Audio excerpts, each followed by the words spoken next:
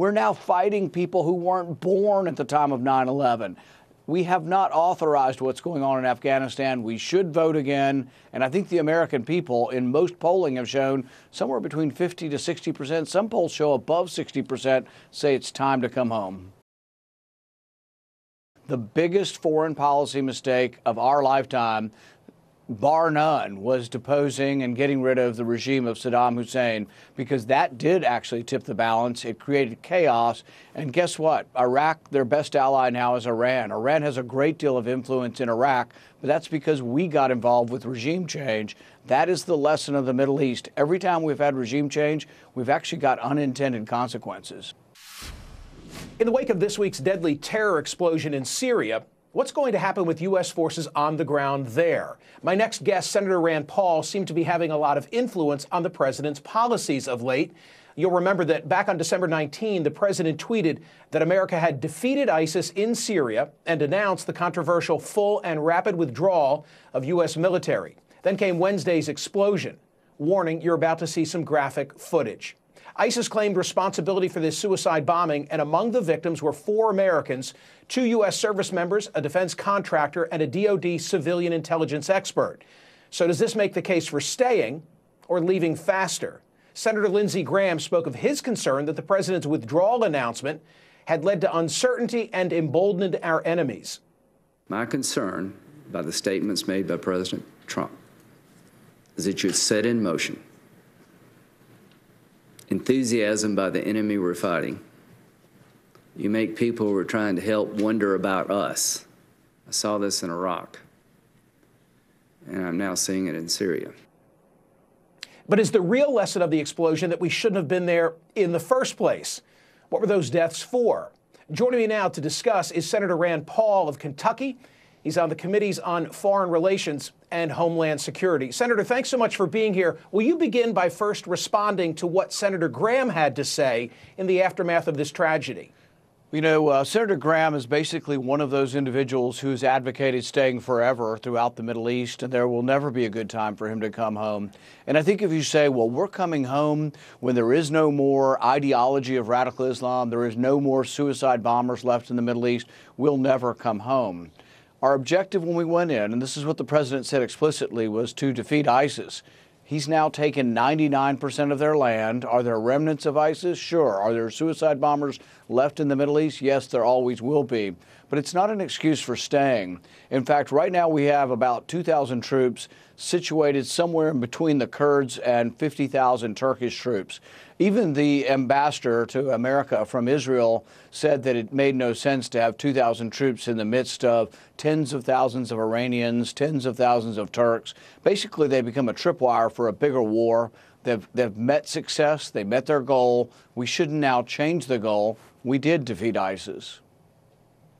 You referenced the Kurds. Of course, one of the arguments from opponents of your view is that we'll be abandoning them. The problem is that you're in the midst of a war that's been going on even longer than the war in Syria, and that's a war between Turkey and elements of the Kurds. And so is that our job? I mean, are we there to create a nation for the Kurds? Are we there to create nations for every group that has a grievance in that area? No, I don't think so. The Kurds have been brave fighters, and they've been good allies of us, and the Turks see them completely in an opposite way. But, you know, if you want to, and American people want to be the defenders of the Kurd and set up a Kurdistan over there and go to war for the Kurds, then let's vote on it in Congress. See, the Constitution was very specific on this. The president's not allowed to do this anyway. The whole procedure of being in Syria was never approved in a constitutional way. But if you want to be there forever, if Lindsey Graham wants to be there forever, put it to the Senate, put it to Congress, and let's vote on whether or not we're going to be at war over there. I think the American people are actually with me and also with the president on this. So let's tick through some of the other complaints that would be coming from an opponent of your view. Iran. We've now tipped the balance of power in the Middle East toward Iran by our plan to withdraw from Syria. Actually, we've tipped the balance in favor of Iran by toppling Saddam Hussein. And this is something the president gets better than almost anybody, and he's been unafraid to say it. He's been very bold about it. The biggest foreign policy mistake of our lifetime, bar none, was deposing and getting rid of the regime of Saddam Hussein, because that did actually tip the balance. It created chaos. And guess what? Iraq, their best ally now is Iran. Iran has a great deal of influence in Iraq, but that's because we got involved with regime change. That is the lesson of the Middle East. Every time we've had regime change, we've actually got unintended consequences. Okay, criticism number 3, and then I'll be finished, at least in this respect. We've now lost whatever leverage we might have with Bashar al-Assad. There is no leverage with Bashar al-Assad. Basically, he won the war. And it's you know, I'm not a fan of Assad, but at the same time, I'm also not a fan of the Sunni extremists that people in our government like Lindsey Graham have been so in love with and who have supported. The Sunni extremists that we have given weapons to have said, yeah, they hate Assad. They're indifferent, frankly, to ISIS. And when they're done with Assad, they'll go for Israel and the Golan Heights. So these aren't good people. And so sometimes wars don't have good people, and it doesn't make sense to be involved. That's why the Constitution wanted us to have a significant public debate before we went to war. You met with the president in the White House after this tragedy in Syria this week. What, if anything, can you tell us about that meeting? You know, that his primary concern was for the lives lost, for the soldiers. He referenced his trips to Walter Reed, how profoundly it affects him to see these soldiers, you know, missing limbs, soldiers with, you know, post-traumatic stress. You know, I think this is something that a lot of people haven't seen publicly, how concerned the president is for the soldiers and how he takes it as a burden and as an ominous responsibility to decide whether we're at war or not. Now, really, we should share the responsibility. Frankly, Congress should be involved in making this decision. But I think it does affect the president profoundly. And to those who say, oh, they were killed because we're leaving, no, they're killed because we were there. And the longer we stay, the more of our soldiers will be killed. And basically 2,000 soldiers are targets. The Arabs on both sides, they love to kill Americans because it makes international news and it drags us further into their quagmire. Ultimately, I think the end of terror, the end of radical Islam, comes when Islam steps up. Islam has to police Islam. The Islamic countries have to police them. And I say, for goodness sakes, there's 1% of ISIS left and they can't take care of them. Why is it always our job? Why is it always our soldiers that have to lay their lives on the line? I think it's time for the Arabs to stand up and police their own nations. Senator Paul, some wondered whether the tragedy this week in Syria, the death of 4 Americans, would slow the president's withdrawal plan. You came out of that White House meeting and you said you thought, essentially, I'm paraphrasing, Afghanistan would be next, meaning that if anything, this would accelerate withdrawal from the Middle East. Speak to that issue. You know, I can't give you a timetable. I can say that if you look at the president's public statements on endless war, perpetual war, that's the language that people like myself and others who have grown very weary of these wars that go on forever, really on the right and the left of the political spectrum, have been using. And so I've been more and more encouraged with what he's saying.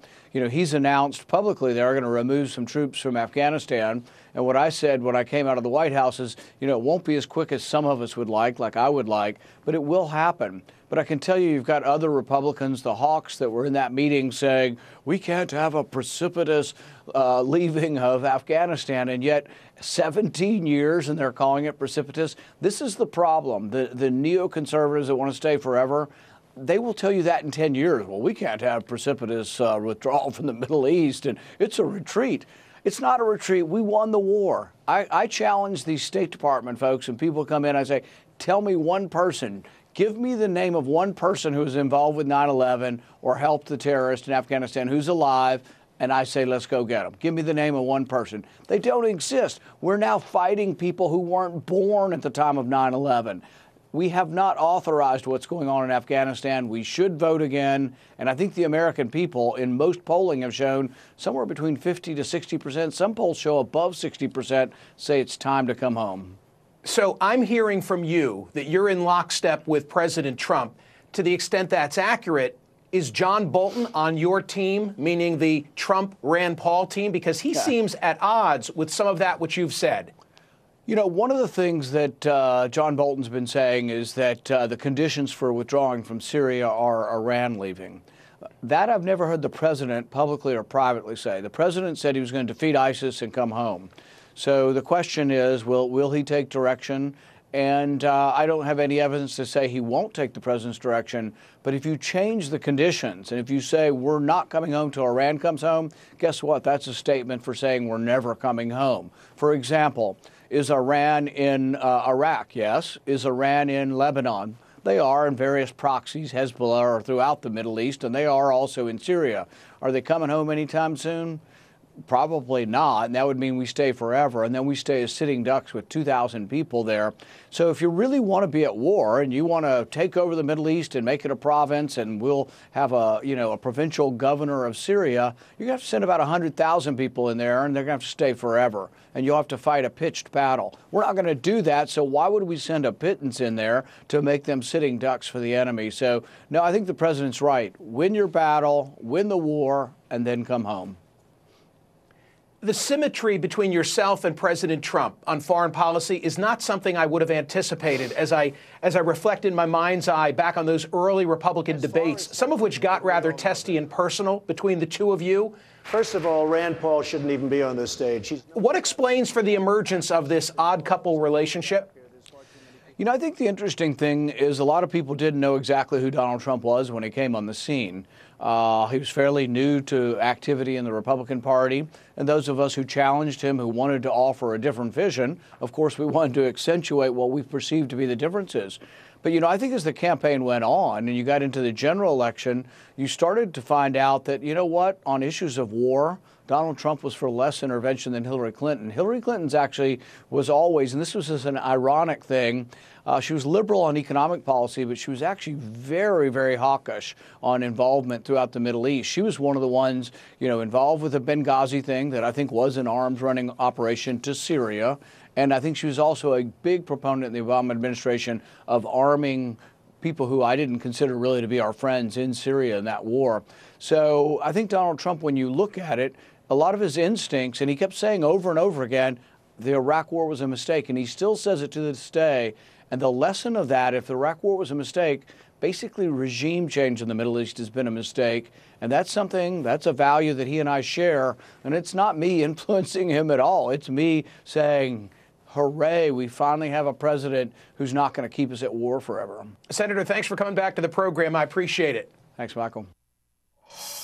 A lot there to parse. A lot there to parse. Let's check in on your tweets and Facebook comments. Trouble with Senator Rand Paul is that he often makes good points that get drowned out by his allegiance to Trump. Bob, I don't think he has an allegiance to Trump. And by the way, if the president should say something that you find sensible, right, you shouldn't discount it just because it came from President Trump.